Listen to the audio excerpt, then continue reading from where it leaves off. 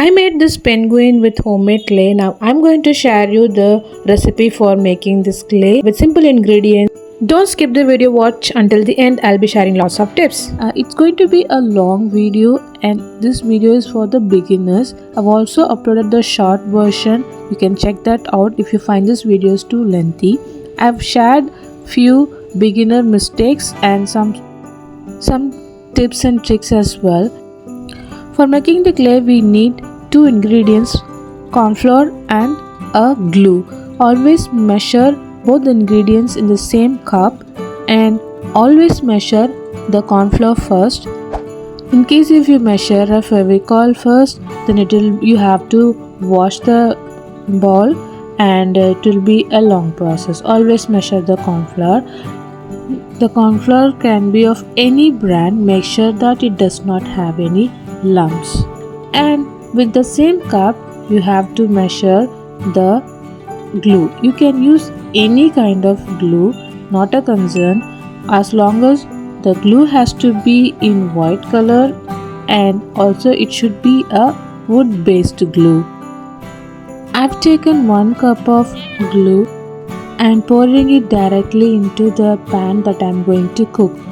Always try to use a non-stick pan because if you use an ordinary vessel, most of your product is going to stick into the pan. In case if you don't have a non-stick pan, you can use the plastic cups which we get food, right? If we order any food, we used to get a plastic cups, right? With that you can cook and you should follow the double boiling process. If possible, I'll show that process in the later video. Whatever the vessels that you are using for making the homemade clay shown in this video, right? So whatever the vessels that you are using, you cannot use this for your home uses. So keep it separately for making homemade clay. So now I'm going to add 2 spoons of vinegar. This is a cooking vinegar and for the 2 cups of corn flour and Fevicol, 2 spoons of vinegar is sufficient enough. If you overpour the vinegar, the clay will become sticky. Now we have to add 2 spoons of oil. It can be any oil as long as it is transparent in color. And I've used coconut oil here. To avoid translucency, I'm just adding white color to the clay that I'm going to make. So I just added little bit of white color. I don't want to overdo it. Approximately I've added 2 spoons of white color. That is sufficient for me. If your product that you're going to make is going to be in white color, then you can add even 4 to 5 spoons of white color to it. But mine is going to be generic. Adding more white color will be difficult for you later if you are going to try some other products, using some other colors. You have to add lot of pigments to it. For that reason, always keep the white color to 2 spoons is more than enough. And in case if you already know what you're going to make, say for example if you're going to make a teddy bear, so for usually it will be in brown color. In that case you can directly add brown color to this mixture and directly you can cook it. So these are the basic ingredients that we needed for making a homemade clay, and once everything is added, you have to mix it thoroughly. For preparing this clay you need lots of patience, and you have to do this clay when you have free time, when there is no disturbance. So I prepare this clay usually in the late nights or in the early mornings when I don't have any disturbance around, because once you start preparing this process there should not be any gaps, otherwise the Fevicols or these ingredients get dry. Now everything is mixed properly. Now I'm going to add the corn flour to it. So for a beginner I would always recommend that you add the flour little by little. So since I'm making this clay for past 2 to 3 years, I'm just going to put all the ingredients at once and I'm going to start mixing it. At first it might seem like there's too much flour, but you have to keep on mixing until the Fevicol completely absorbs the flour and So the secret ingredient is nothing but the patience and the cooking time. So you have to make sure that all the ingredients are cooked properly but not overcooked or undercooked. Always mix all the ingredients before placing them on a stove. Now as you can see, now the fevicol is absorbing the flour. In case by mistake if you have poured all the flour into the fevicol, not an issue. You can do it as I'm showing in the video, like I've partitioned into two portions. I've just mixed the first half and then later on I'm gradually including the flour little by little and I'm then mixing it. You can do like this also if you find the flour is too much. So 1 cup of flour to 1 cup of fevicol will do. Sometimes what people actually do is, like in this specific time they think the flour is too much and they try to add fevicol or vice versa. So please don't do that, because anything of too much to this measurement whatever I told you is only going to ruin the clay. Now you can see slowly and slowly the fevicol is absorbing the flour and you can see the change in the consistency, but still there are some lumps. You have to keep stirring. Like I told you, it is a long process and you have to be so patient with it.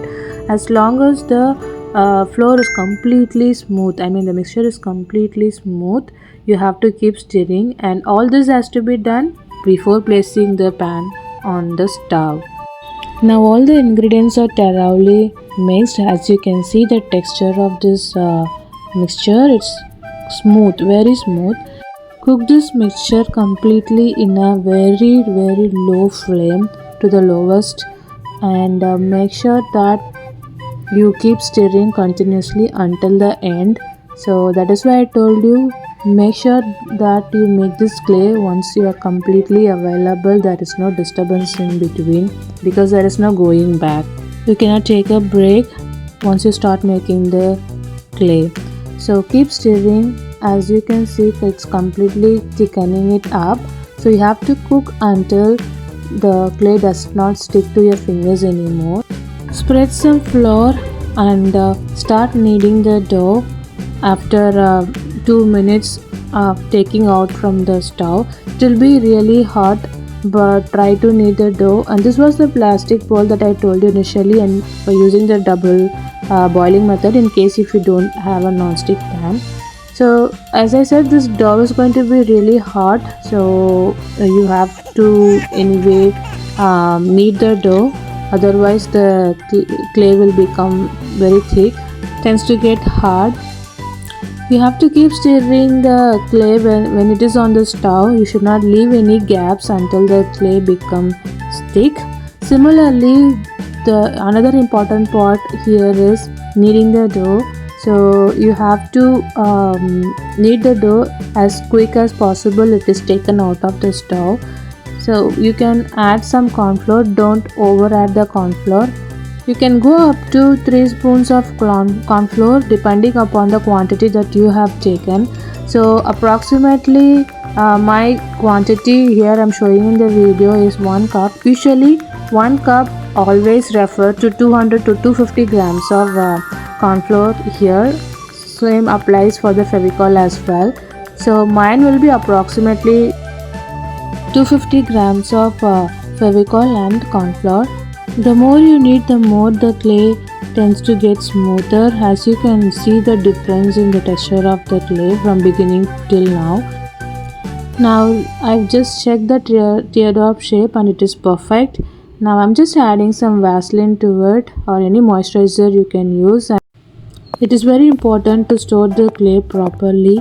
Now I've just added the clay into a bag. I'm just locking it so, and also putting another cover. I usually use this black Misho cover, right? So it is way too thick, so that is ideal for me. Some people put it in a box or a storage container, so I usually follow this procedure. You can simply wrap the clay in a cover and put it in a container, or you can use my method also, whichever is convenient to you. So now I'm just putting in this clay into another bag. I'm twisting it so hard that no air enters inside, and leave this for overnight. So if you want, you can also wrap around a rubber band to it. So like I said, you can use this kind of containers. Make sure the lid is little bit tight, not loose, so the air cannot pass in through. This one is good, so I usually store my clays in this type of containers. This is my clay that I made earlier. There are some colored clays also I placed inside. Always allow the newly made clay to rest at least for 3 hours minimum. So I usually leave it for overnight so that I start preparing dolls like this or so the next day. Now let's see how the clay is turned out. You can see a difference in the texture. I left the clay overnight undisturbed, so basically the clay will be very smooth and there will be lots of moisture in it. I am not sure whether you can able to see or not. There are some water drops in this cover inside. See? Yes. Now the important step is you have to change this cover. So you have to change the cover because this might lead to molding and all. There will be fungal infection. So you have to remove the cover and you have to place it in another clean cover, and you can store it in the box, and your clay is ready to work with. See the texture? It's very smooth. I can feel it. It's very light. I'm changing the cover and I'm going to store it inside the box, and the clay is ready to work with. In case if the storage container's lid, if it is not tight, you can always follow this. Before closing the lid, wrap the top part with cover like so, and then close the lid so that it will be intact and there will not be any air or moisture will go inside of the clay, and your clay is well preserved. So that's it for today's video. I hope you like it. Bye bye.